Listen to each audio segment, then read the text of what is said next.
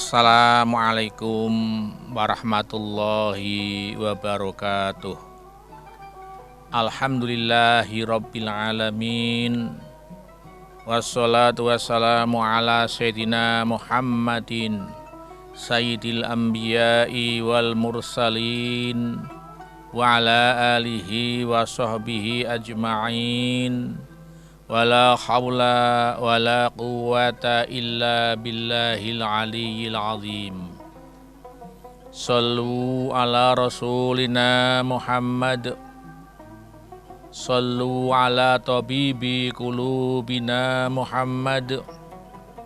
Sallu ala syafi'i dunubina Muhammad. Allahumma salli ala Muhammad wa ala ali Muhammad.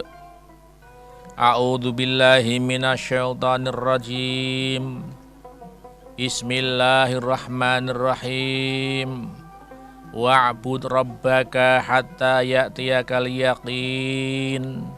Shadaqallahul azim. Wa balagha rasuluhul karim.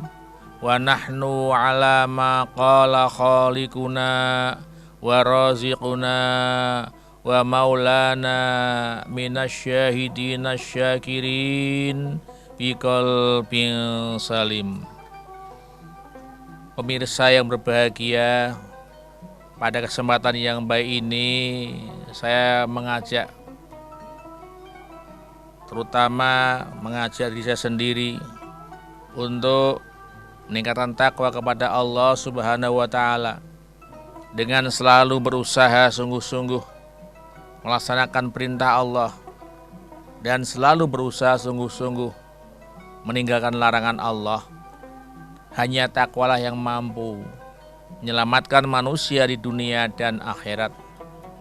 Takwa merupakan sebaik-baik bekal, sebagaimana firman Allah Subhanahu wa Ta'ala dalam surat Al-Baqarah ayat 197. Wa tazawwadu fa inna khairaz zati taqwa wattaquni ya ulil albab, yang artinya wallahu alam bi muradih, dan carilah kamu bekal, sesungguhnya sebaik-baik bekal adalah takwa, dan bertakwalah kepadaku wahai orang-orang yang berakal. Salah satu upaya peningkatan takwa adalah kita melaksanakan perintah Allah yang berupa bersyukur. Syukur ini merupakan perintah dari Allah Subhanahu wa Ta'ala. Tidak melihat berapa besar kecilnya kenikmatan yang kita terima. Sebab kadang-kadang kita mau bersyukur ketika merasa bahwa nikmat itu besar.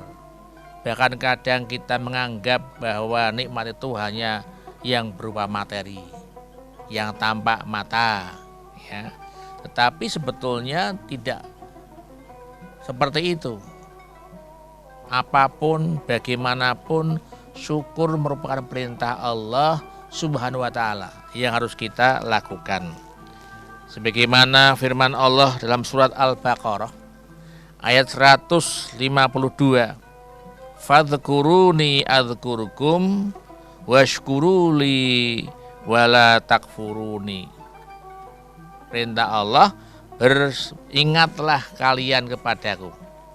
Kita disuruh ingat, eling kepada Allah kapanpun, dimanapun, bagaimanapun keadaan kita harus eling. Sebab eling itu penting. Ingat itu penting.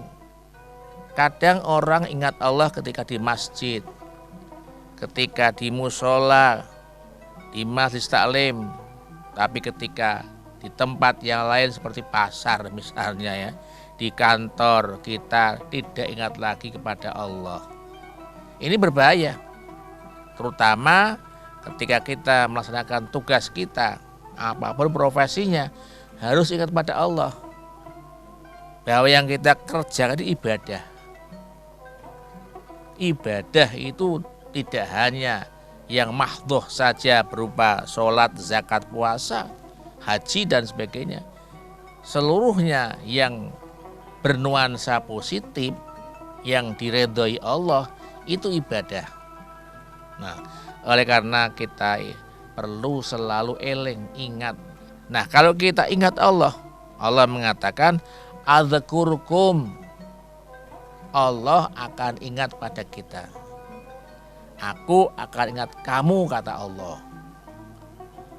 Jadi Allah ingat itu harus kita sababiai, kita eling kepada Allah. Kita ingat, kemudian kita merasakan betapa luar biasanya keberadaan Allah terhadap hidup kita ini, maka washkuruli, ya. Kata Allah, syukurlah kepadaku, wala takfuruni, dan jangan kamu ingkar. Bersyukur, jangan kamu ingkari. Dan ini memang tidak mudah. Banyak orang-orang itu sulit untuk bersyukur. Sekalipun Allah setiap saat diminta atau tidak tetap memberikan kenikmatan pada kita, kebutuhan kita setiap hari. Nah, kalangan yang dianggap mudah bersyukur adalah para nabi. Di dalam surat Nahl ayat 120 sampai 121 dikatakan, Inna Ibrahima kana ummatan qanitan lillahi hanifa walam yaku minal musyrikin syakiral li an'umihi istabahu wa hadahu ila siratim mustaqim, yang artinya kurang lebih, sungguh Ibrahim adalah seorang imam yang dapat dijadikan teladan, patuh kepada Allah dan hanif, dan dia bukanlah termasuk orang musyrik yang mempersekutukan Allah. Dia menyukuri nikmat-nikmatnya. Allah telah memilihnya dan menunjukinya ke jalan yang lurus. Nabi Ibrahim menjadi teladan kita. Beliau seorang nabi yang menunjukkan, memberikan pelajaran untuk bersyukur. Syakiran li an'umihi, beliau menyukuri nikmat-nikmat Allah. Ini ada teladan, ada prototip dari Nabi kita Ibrahim. Kita bisa beritba, ikut pada Nabi Ibrahim. Dan syariat Ibrahim banyak disampaikan oleh Nabi Muhammad sebagai pembawa agama Islam, agama penyempurna dari segala agama-agama sebelumnya. Nah, dengan demikian sebetulnya ketika kita mendengarkan perintah Allah untuk bersyukur, maka sebetulnya kita sudah tidak punya beban untuk melakukan syukur itu, karena kita sudah diberikan teladan oleh Nabi Ibrahim.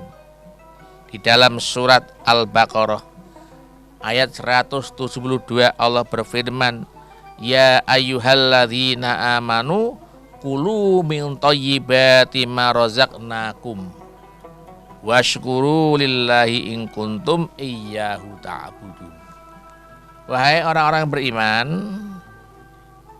makanlah, nikmatilah